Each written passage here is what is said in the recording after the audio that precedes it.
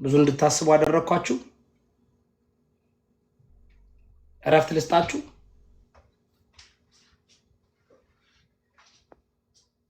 መልሱልኛ። እረፍት ልስጣችሁ ጋይስ።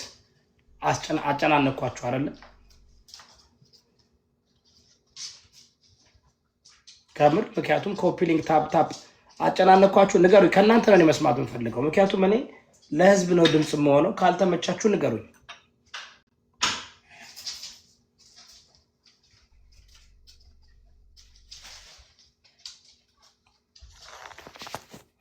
እኔ እኮ አሁን ስፖርት እያረኳችሁ ነው። ጎበዞች እያልኳችሁ ነው። ጎበዝ እርዱ።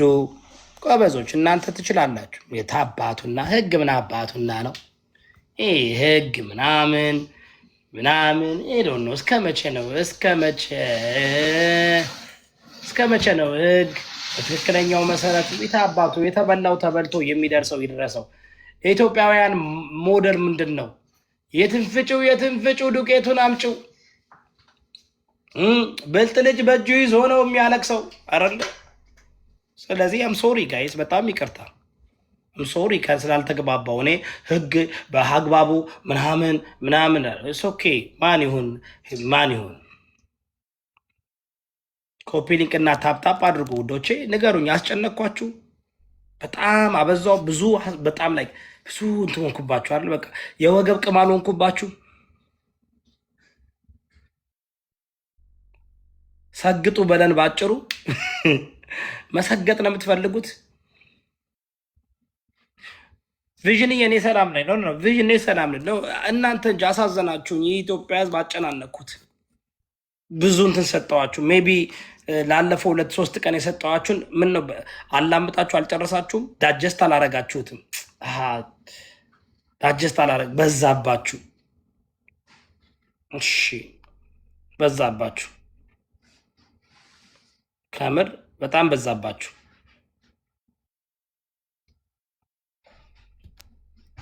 ኦኬ በቃ ተረድቻለሁ። ተረዳዋችሁ። በጣም አጨናነኳችሁ። እንድታስቡ አረኳችሁ። በቃ ነገሩ ሁሉ በአግባብ በህግ መሆን አለበት። ትራንስፔረንሲ ምናምን አበዛውባችሁ። አም ሶሪ ውዶቼ፣ ከምር በጣም አበዛውባችሁ። አሁን ተሰማኝ 360 ዲግሪ ሰራባችኋል ጭንቅላታችሁ። በፍጥነት ነገሩን ፕሮሰስ ማድረግ። ላክቶስ ኢንቶለራንስ ናችሁ እንዴ? ሲስተማችሁ አጥንት አይቆረጥምም እንዴ? ዴሪ ፕሮዳክቶችን ሲስተማችሁ እንትን አይልም እንዴ? ዳጀስት አያደርግም? አም ሶሪ። ሰግጡ። በቃ ለ2 ቀን ለ3 ቀን ሰግጡ። እሺ ሰግጥ። ቪዥን በጣም ቱማች ጥያቄ ያበዛውባቸው። ወይኔ ህዝብ። አይ ምን አለ መሰለህ፣ አሁን በጣም ብዙ የተበታተነው ነገር ወደ ቦታው ለመመለስ ከባድ ነውና በልካችን ቢሆን ጥሩ ነው እና አሪፍ ነገሮች እኮ አሁን ወደ አሪፍ ነገር እየሄዱ ነው አይደል? አንተ የምትመኘው አንተ የምታስበው ነገር አይደለ እየሆነ ያለው። በሆነ መንገድ ብቻ 4 ዓመት 3 ዓመት ስጮህለት የነበረው ነገር እኮ በልኩም ባይሆን በሆነ ፐርሰንት ግን እየመጣ ነው። ግን አሁን ይህን ሰሞን በሚደረገው ጦርነት እንዳይከፈት፣ ለጦርነት ገንዘብ እንዳይሰበሰብ፣ አሁን እርዳታውን ሁሉ ተጠንቀቁ እያልኩኝ ነው። ቪዥንዬ እነዚህን ስታያቸው ትንሽ አልደነገጥሽም? አዎ ምን አለ መሰለህ፣ እኔ አሁን ዋናው ነገር ከማንም ምንም ይሁን ያለንበት ችግር በጣም ከባድ ነው እና እዛ ጋር የሆኑ ሰዎች እንደው ገብተዋል ምልህ በፐርሰንት እንኳን ቢረዱ እዚህ ጋር በደንብ ማላወራቸው ነገሮች እንዳንተ በግልጽ ማላወራቸው ነገሮች ይኖራሉ። ዞሮ ግን የሆነ እነዛ ሰዎች አሁን እኮ እኛ ከካሜራ ኋላ ሆነን እርዱን ብንል እኮ አይረዱንም። እኛ ስንት መኪና እንዳስጫንን በየመስጊዱ ፍርኖ ዱቄቱ አቡ ሱመያ ይባላል። እርዳታ ለመጀመሪያ ጊዜ ኢትዮጵያ ውስጥ የጀመረ አቡ ሱመያ ይባላልና ፍርኖ ዱቄት ብትል፣ አፋር ብትል፣ ትግራይ ብትል፣ አብዛኛው የወለጋ ተፈናቃይ ምናምን በጣም ብዙ መከራው ስቃዩን አይተው ሰዎች ላይ የሚደርስ ወንድም አለ። ገባህ ምል እኔ አሁን እሱ ነው የማውቀው። የዛሬ 16 ዓመት 15 ዓመት የማውቀው ሰው አለ እና ምን ልልህ ፈልጌ ነው በሆነ ፐርሰንት ብቻ እነዛ የተቸገሩ ሰዎች እንደው ምግብ የሚሆን አልባሳት የሚሆን መጠለያ ላይ ሸራ እንኳን የሌለ ነገር አለና የሆነ ነገር ከተደረገ ማንም ይሁን ምንም ጥቅማችን ነው ማየት ያለብን ብዬ ነው የማስበው። እኔ ገብቶሃል ምልህ ሰው ማንም ሰው ያለ ምንም ጥቅም ምንም ነገር ይንቀሳቀሳል ማለት አይደለም። ለምሳሌ አንድ ሰው አይምሮ መጠቀም የሚችለው አሁን አንተ የምትረባበሸው ምናምን ነገር አይምሮውን መጠቀም ስለምትችል ነው። ገብቶሃል ምልህ ስለዚህ ተደመረም ወጣም ወረደ እዛ ጋር ያለው ነገር የሆኑ አካላቶች የተቸገሩ ሰዎች የተፈናቀሉ ሰዎች በሆነ ፐርሰንት ገብተዋል። ብዙም የማናውቀው ነገር እኮ አለ። ሁሉም ነገር እንኳን ባይደርስ በፐርሰንቱ እንኳን ቢደርሳቸው እኔ በጣም ነው ደስ የሚለኝ። ምክንያቱም ከዜሮ የተሻለ ስለሆነ እና አንተም በዛ መንገድ አስተካክለኸው ያለው ነገር ጥፋት እንዳይኖር ስህተት እንዳይኖር ትላንትና ከትላንት ወዲያ በነበሩ ነገሮች በተደረጉ እርዳታዎች ግለሰቦች ኢምፖርት ኤክስፖርት የሆኑበት መንገድ እናውቃለን። አውሮፓ አሜሪካ የሚኖሩ ሰዎች ኢትዮጵያ ገብተው የሚንቀሳቀሱትን እኮ እናውቃለን። ከቤታቸው ብሎክ ነን፣ ቤታቸው አንሄድም፣ በደፍረንም አናወራ፣ የሚከተልም ሰው አይኖርም። ገብተዋል። ምን ግን በማስረጃ በ4 ዓመት በ5 ዓመት እኛ 16 ዓመት 17 ዓመት ቢዝነስ ላይ ተቀምጠን መገንባት ማንችለው በእርዳታ ስም ብዙ ሀብት ንብረት ያላቸው ሰዎች ማምጣት ይቻላል።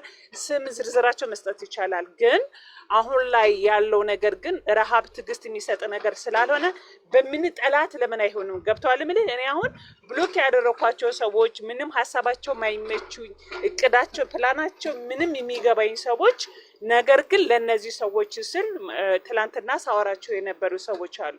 ስለዚህ አንተም በዛ መንገዱ ማስተካከል ትክክል ነው።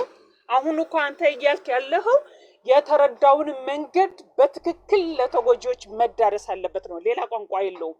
በቃ እያልክ ያለኸው ከዚህ በፊት ከአንዴ 2 3 ችግሮች ተፈጥሯል። እርዳታ ተብሎ ግለሰቦች ሀብት ንብረት አፍርቶበታል። ስለዚህ ሰውም የሚሰጠው ተቸግሮም ነው። ስለዚህ የተሰበሰበው ብር ለተቸገሩ ሰዎች በትክክል ይድረሳቸው ነው እያልከለው። ይሄ የሚጨበጨብ ነገር ነው። ገብተዋል ብለህ ግን ማስተካከል አለብህ። ስትናገር፣ ስታወራ፣ መልእክትን ስታስተላልፈው በቀጥተኛ መንገድ ነው ማስተላለፍ ያለብህ። ይሄ ብሽሽቅ አይደለም። የግለሰቦች ክብር መንካት አይደለም። አብዛኛው ሰው አዎ ኢትዮጵያ ላይ ሀብት ንብረት አፍርቷል። እኔ ኦዲት እፈልጋለሁ። አሁን ለምሳሌ ፋይዳ መታወቂያ ስለመጣ ከ4 ከ5 ዓመት በኋላ የምንደርስባቸው ሰዎች አሉ። ባልተፈቀደ መንገድ ብር ሰብስበው የሚገርም መኪና የሚነዱ የሚገርም ቤት ላይ የሚኖሩ ቢዝነሳቸው ማናቃቸው ሰዎች አሉ። ያ ማለት ግን እነዚህ ከሀብት ከንብረታቸው ተፈናቅለው ርቧቸው መጠለያ ላይ ቆይተው ህፃናት አሉ፣ ወጣቶች አሉ፣ እናቶች አሉ መማር ሳይችሉ እንዲህ አይነት ችግር ውስጥ የሆኑ ሰዎች ግን በየትኛውም መንገድ ምግብ መመገብ አለባቸው። ብሩ ግን በትክክል ለተጎጂ መድረስ አለበት። በቃ ይሄ ራይት ነው። በቃ ወደዚህ ወደዛ ማንለው ነገር ነው። እንዲህ ይሉናል። ወተን እኮ እንደዚህ ስንናገር ምን ይሉናል? እነሱ እኮ አይሰጡም ይሉናል። ገብተዋል። ግን እኛ መንግስትም ሆነ እኛም ሆነን ሌሎች አይምሯቸው መጠቀም የሚችሉ ሰዎች የተደረገው እርዳታ በትክክል ተከታትለን ለነዛ ተጎጂዎች እንደደረሰ ማረጋገጥ ያስፈልጋል። ሁሌ መሸወድ አያስፈልግም። ሰጪው አካል እኮ ተርፎት አይደለም፣ በፋብሪካ ምርቶት አይደለም። ብሩ መከራ ስቃዩን አይቶ ብዙ አመት ለፍቶበት ያመጣው ብር ነው። ስለዚህ ለማስታወቂያም ይሁን ለበጎነትም ይሁን ለተለያየ ነገር ሰዎች አምጥተው የሰጡትን ነገር ለተጎጂ አካል መድረስ አለበት። ከዚህ በፊት እኮ ለተጎጂዎች እኮ የሆነ ነገር 1000 ብር ረተ 300 ብር ሰጥቶ 700 ብር የወሰዱ ሰዎች አሉ እኮ። ዱቄት ሰጥተ 25 ኪሎ ዱቄት ሰጥተ 5 ኪሎ ወስዶ 20 ኪሎ ወስዶ 5 ኪሎ የሰጡት እኮ እናውቃለን። ግን ያ ማውራቱ ምንም ትርጉም የለውም። ተደመረም ተቀነሰም ትክክል ነው። ያነሳው ሐሳብ በተደራጀ መንገድ አስኪደው አንተ እያልክ ያለው እርዳታው በአግባቡ ሌላ ነገር ሰዎች በሌላ መንገድ ስለሚረዱህ ነው። አንተ ከፍ ያለ ንቃት ስላለ የሰለጠነም ሀገር ብዙ አመት ስለኖር ፖለቲካም ስለምታነብ ብዙ የኢትዮጵያዊንም ባህልም ስለሚገባ ብዙ ነገሩ የኖርክበት ነገር ስለሆነ ቀድመ ስህተቶች እንዳይፈጠሩ ነው እንጂ አድርባ የሆነ አጨብጭበህ ገስት ላይ ተቀምጠ የሆነ 100,000 150,000 ብር ሰጥተህ 4-3 አንበሳ አውርደህ ምናምን ስምህን እየገነባህ እየሳክ ምናምን ሪላክስ ማድረግ ትችላለህ። ነገር ግን አንተ አብዛኛው ሰው የማይታየው አንተ ግን የታየህ ነገር ይሄ ነገር ለዚህ እኮ ነው ቪዥን ኢትዮጵያ ብዬ የመጣሁት። እንደዚህ አይነት አስተሳሰብ እንዲኖርን ነው። ሰዎች በጥቅማ ጥቅም በጓደኝነት በሆነ ነገር አይምሯቸው ሳይጠቀሙ ሰዎች የሚጎዳ ነገር በንግግራቸው በጽሁፋቸው በብራቸው እንዲያደርጉ ነው እየታገለን ያለ ነው። ስለሆነ አንተ ያመጣኸው ነገር ሌሎች ሰዎች አይምሯቸው ተጠቀሙ። እሱ እያለ ያለው በየጊዜው እርዳታ ይኖራል በተለያየ መንገድ። ስለዚህ ለሚገባቸው አካላቶች አይደርስም። አሁን እጅ በእጅ ይድረስ ነው እያለ ያለው። በቃ ሌላ ቋንቋ የለውም፣ ሌላ ብሽሽቅ፣ ሌላ ነገር የለውም። ይሄ ነው አሁን እሱ እያለ ያለው። ከዚህ በፊት ብዙ ችግሮች አሉ፣ እኛ ስማቸው መጥራት እንችላለን። እኔ ከሁሉም ቤት ብሎክ ነኝ። በውስጥ ነው። እኔ እንዳንተ በፊት ለፊት ተጋፍጬ አላውቅም። በውስጥ ጽፍላቸዋለሁኝ። በቦረና ጉዳይ ሊሆን ይችላል፣ በትግራይ በወለጋ እነዚህ የጋሞ ገፋ ብር ሰብስበው የጋሞ ጋፍ ብር አልገባም፣ የቀበሮ ሜዳ ብር ሰብስበው አልገባም።